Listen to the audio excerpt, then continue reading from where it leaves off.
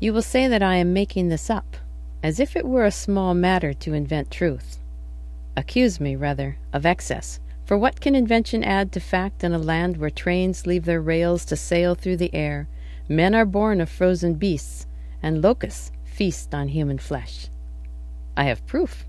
Here is General Alfred Sully's report to the Secretary of War in August of 1864 regarding the carnivorous bugs. A soldier on his way here lay down to sleep on the prairie in the middle of the day. The troop had been marching all night. His comrades noticed him covered with grasshoppers and awakened him.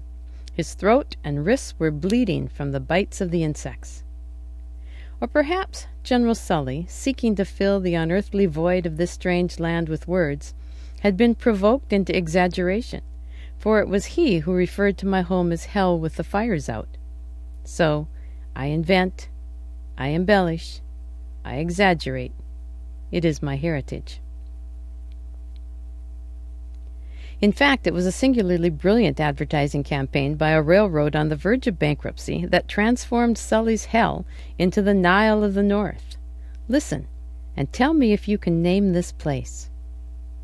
It is a land fair enough to tempt the angels in their flight, to wonder whether a new and better Eden has not been formed and roofed with sapphire skies. Yes, that's right, Dakota Territory. The angels, as is generally the case, resisted the temptation to tarry, but Norwegians, Swedes, Danes, Finns, Icelanders, Germans, and Russians came in droves.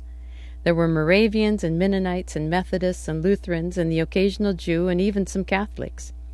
Slum dwellers pried themselves loose from the muck and stink of eastern cities. Jews left villages in Russia to sink cement mikvahs into the prairie. Newly freed black men set up tonsorial palaces in prairie towns and learned to speak Norwegian to their customers. Farmers, some of them real Americans, pulled up stakes in Michigan and Nebraska and Iowa to try their luck behind a plow in the new Northwest. Wrong side up, the Indians said, shaking their heads at the white men intent upon turning under perfectly good prairie grass. This is the story of an unlikely place, composed in equal parts of excess and lack, those opposites so fully integrated into the regional psyche as to be indistinguishable. You have been told that there is nothing there. I tell you there is too much. Even when there is nothing, there is too much of it. And who am I? I am an old politician, pretty close to honest, and I know the stories of this territory from before there was such a thing.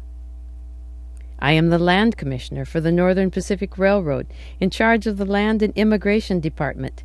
Sometimes, in my dreams, I wear a robe and flowing beard, and behind me the multitudes flow toward this land of milk and honey.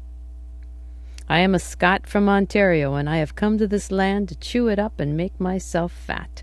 Some day I will be called the boss of North Dakota. I am just a girl from Norway.